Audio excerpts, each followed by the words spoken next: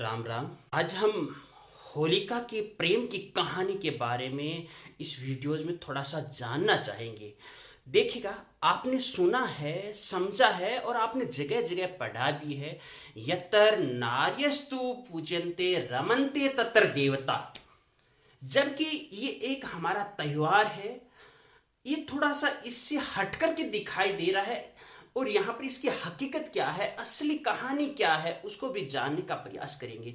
क्योंकि आप लोगों ने देखा है यहाँ पर होलिका का दहन किया जाता है, अर्थात एक मातृ जो शक्ति होती है, हम जगह जगह पर यह प्रकट करते हुए नजर आते हैं कि नारी को समान भाव से देखना चाहिए, नारी को हर एक क्षेत्र में समानता का दर्जा मिलना चाहिए, नारी की शिक्षा के ऊपर भी ध्यान दिया जा रहा है और नव दुर्गाओं की पूजाएं भी हम करते हैं। आस्थावादी है, आस्था अर्थात हमारे मन के अंदर एक दया का भाव होना ही है, भक्ति, हमारे मन के अंदर दया का भाव होना। हम बड़े बड़े भक्त बने हुए नजर आते हैं, किंतु जब एक हकीकत हमारे सामने आती है तो वो दया कहीं हम उस दया को छोड़ करके चले जाते हैं।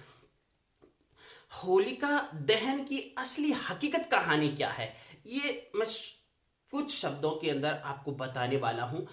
हालांकि इस वीडियोस के लास्ट में आपके सामने एक बात और विशेष स्पष्ट की जाएगी, क्योंकि यहां पर हम होलिका का दहन कर देते हैं और प्रहलाद है वो बच जाता है भक्त भाव से, और यहां पर एक वो भाव तो नष्ट ही हो जाता है ना कि एक माता का एक वत्सल भाव होता है, उस भाव की तो यहाँ पर एक तौहीन होती नजर आ रही है। यहाँ पर साक्षात एक नारी वर्ग है, उसके लिए भी तो एक नकारात्मकता की बात हो रही है। मैं यहाँ पर बताने वाला हूँ, ये एक जानकर के आपके मन में जो एक नकारात्मक धारणा बनी हुई है वह हकीकत में सकारात्मकता की तरफ जरूर जाएगी।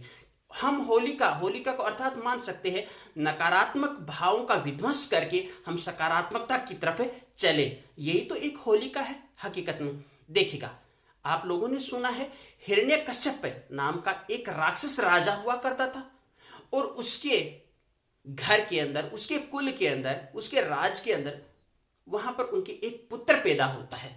हिरण्यकश्यप है वो अपनी राक्षसी प्रवृत्ति, हम क्यों कह सकते हैं बुरी विचारधारा या छल प्रपंच कम अपना करके बहुत बड़ा अपना साम्राज्य बनाता है। उसके हृदय में किसी भी प्रकार का कोई दया भाव नहीं होता है, जबकि उसके घर जो पुत्र पैदा होता है उसका नाम प्रहलाद होता है और उसके हृदय के अंदर एक भक्ति भाव होता है। भक्ति भाव अर्थात जिसको हम विष्णु से संबंधित जोड़ लेते हैं, अन्य देव से संबंधित जोड़ लेते हैं। भक्त होना अर्थात उसके हृदय के अंदर लोगों के प्रति प्रेम का भाव होना, लोगों के प्रति दया का भाव होना। ये बात हिरण्यकश्यप को अच्छी नहीं लगती, क्योंकि वो सोचता है कि मैंने जितने समय में ये आज धन दौलत और ये साम्राज्य खड़ा किया है, अगर भक्ति भाव, ये दया भाव से ये तो धीरे धीरे सने सने नष्ट हो जाएगा। और वह ऐसा सोच करके अपने पुत्र से, यानी यो कह सकते हैं द्वेष भाव रखने लग जाता है, और यहां तक कि धीरे धीरे ख्याति है वो हिरण्यकश्यप की बजाय प्रहलाद की जन समूह के अंदर अधिक फैलने लग जाती है। और यह बात बिल्कुल भी हिरण्यकश्यप को अच्छी नहीं लगती और हिरण्यकश्यप क्या करता है, अब अपने बेटे का वध करवाने की योजना बनाने लग जाता है। और वध कराने के लिए उसने सफल असफल कई प्रयास किए, वो सबके सब प्रयास उसके विफल हो जाते हैं। तो अंततः वह अपनी बहन का सहारा लेता है और बहन का नाम होता है होलिका, आप सबने जानते हो।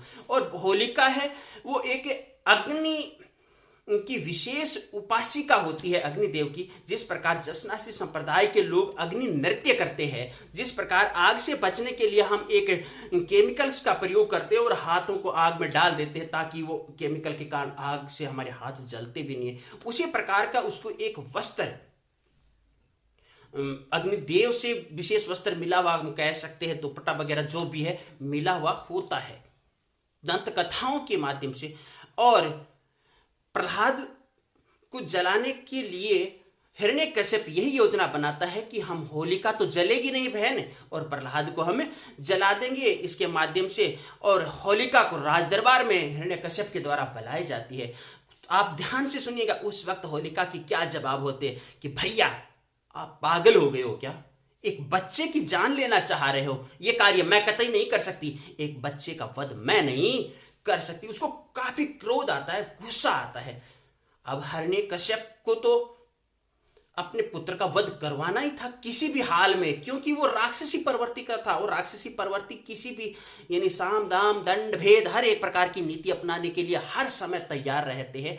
तो ऐसी विधि के अंदर वो आ जाते हैं और उसको मालूम होता है कि होलिका कुछ समय के बाद अब शादी करने वाली है। वो किसी से प्रेम करती है, आगामी भविष्य का अपना पति जिसको स्वीकार उसने कर रखा है, उसको अगर मैं मार दूंगा तो जरूर ऐसा प्लान ये होलिका मेरी बात मानने के लिए बाध्य हो जाएगी। और उसी टाइम होलिका को धमकी दी जाती है उनके जो पतिदेव होते हैं भविष्य के, जिसे प्रेम वो करती है, उसको मारने की, जिसको इलोजी कहते हैं अपन, इलोजी जिनका नाम होता है, मारने की धमकी दी जाती है। तब होलिका डर जाती है, घबरा जाती है और अपने पतिव्रता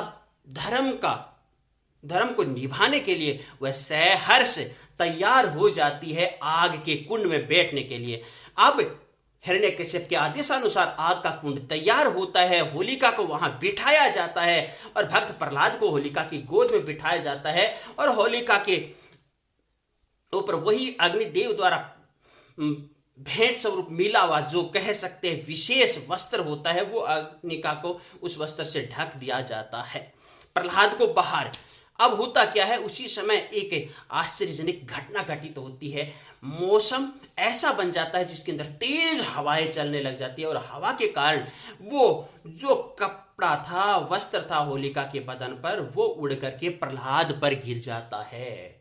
होलिका उसको प्रहलाद से उठा सकती थी किंतु वो उठाती नहीं, आग लग चुकी है, कपड़ा हवा के कारण प्रहलाद पर गिर गया है। होलिका के दिमाग में विचार आता है कि मैं अपने भतीजी का वध करने से अच्छा है अपने आप को मैं नष्ट कर लूं, ताकि नारी के प्रति जो भाव मातृत्व वत्सलता का चलता है वह हमेशा के लिए जिंदा रहे। वह वस्त्र को उठाती नहीं है और वहां पर जल जाती है, नष्ट हो जाती है। तो एक दया भाव वाला जो प्रहलाद है वह बच जाता है, होलिका नष्ट हो जाती है।